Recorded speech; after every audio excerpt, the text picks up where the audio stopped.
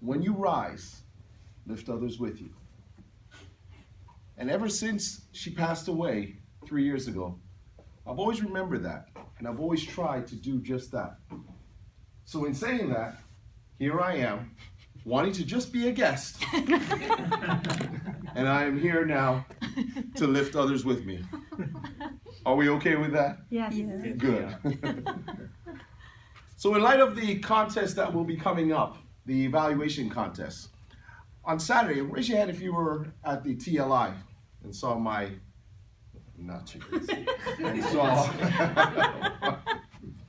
does anybody remember what the very first point that I said you had to be? Memorable. That's right, memorable. And memorable doesn't necessarily just mean with a speech. It also means with table topics and evaluations. Now, one would ask, well, really, that in an evaluation, how memorable can you be? Well, let me tell you. An evaluation is a mini speech, all on its own. The idea, especially in competition, is to be that much better than your competitors. And it's not necessarily only the points and the valuable advice that you give to the test speaker. It is also how you deliver it that makes it memorable. Last year, on my way to the district championships for the evaluation, I decided to change things around. Far too often, have you noticed that when people give evaluations, it's something like this? Hello, Jennifer. Glad to be here as your evaluator. Tonight I'm going to give you my evaluation of your speech, and I'm going to do it from the sandwich method. I'm going to give you what I thought was good, things that you could improve on, and what I thought you did best. Smells ya. Be original. Be different. The idea is to entertain. It is to entertain the audience at the end of the day as well, and for your audience to still learn. Now, it's not only Jennifer who is going to learn from what you're saying. You obviously want the audience to also take notes and to learn so that they themselves in future can take those points and learn from them, right? So I have developed something called FACE. And you can write it down, F-A-C-E. Now what is FACE? FACE is an acronym that I use, and I use it in anything that I'm doing. And I'm going to give you examples for myself as well when I do my evaluations, especially with what happened last year on my way to the district championship. But FACE stands for feel,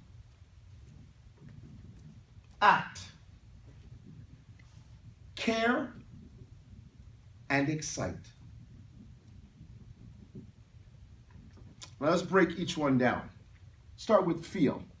The idea of feel is you as an evaluator has to make sure that you feel how that speaker must feel. They're nervous. They were scared. They were probably, if sometimes go up and then they sit down and say, geez, I don't know if I did it the way I wanted to do it.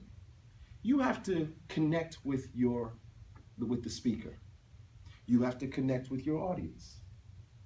You have to be the type of person that is almost like a bridge between what the speaker said and what the audience wants to feel by what you're going to tell them afterwards in the evaluation. So it's very important that you take into consideration how that speaker is feeling and use it to your advantage. If the speech is emotional, speak with emotion. If the speech was funny, keep that humor going in your evaluation. If the speech was a sad one, it's not necessarily that you stay sad, but hold that emotion that that person had with that speech, because obviously it meant something to them. Act. Number 2. When you act, it's kind of like being an actor. You find different ways. And now I'll give you an example of that. Last year, and I was giving Trin this as well when she came by. Last year, when I went to the district championships, it was held at the Hilton Hotel, right? And I went up, and the if I can remember correctly, the test speaker was talking about him being on a raft, getting caught out in the waves and in the sea, and crashing on the land, having no food, nothing around him, and had to try to survive.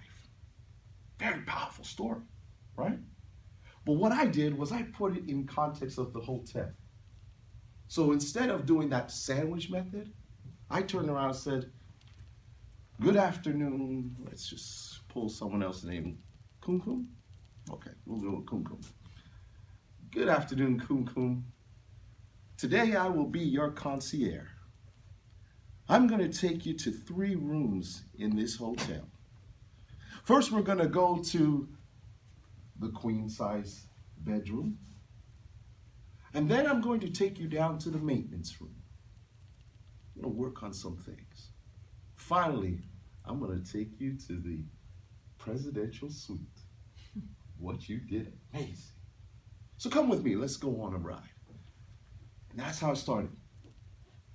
Everyone was like, whoa, never heard anything like that before, right? You want to entertain, you want to be able to act, have fun up there when you're doing an evaluation, right? Number 3, care. It is not only for your speaker, ladies and gentlemen, it is also for your audience. Like I said, it is a mini speech. Therefore, you are on stage and you want to make sure that you care about how that speaker feels and your audience feels. You want to make sure that the points that you give each speaker is valuable. But also, I want you to think of it from this perspective. If I'm doing an evaluation, I have always been the type of person that doesn't just concentrate on the speaker. How many of you just concentrate on the speaker? Be honest now. How many of you just concentrate on the speaker when you're doing an evaluation? Right? You do, right? Okay. Let me show you something. Just out of the blue. Jennifer, loved your speech. Absolutely loved it. Ladies and gentlemen, did you love Jennifer's speech tonight? Wasn't it amazing? How she was so full of life. Did you get that? Did you get the feeling that she was full of life tonight? Huh? You did, didn't you? Jennifer, that's the great thing about you. That's your best quality, is that when you come on stage, you bring life to a speech. And I want everybody to understand that what that does is it allows the audience itself to feel comfortable with her. She didn't come out here and was stiff, low voice. No, she came with a lot of energy. And Jennifer, that is one of the qualities I want you to continue to do because it was amazing, absolutely amazing. Now, what I would tell you to work on is something that is very, very important to any speaker, and that is constant movement on stage. Mm-hmm. It's called staging your speech, okay? Now, ladies and gentlemen, why do we stage our speeches?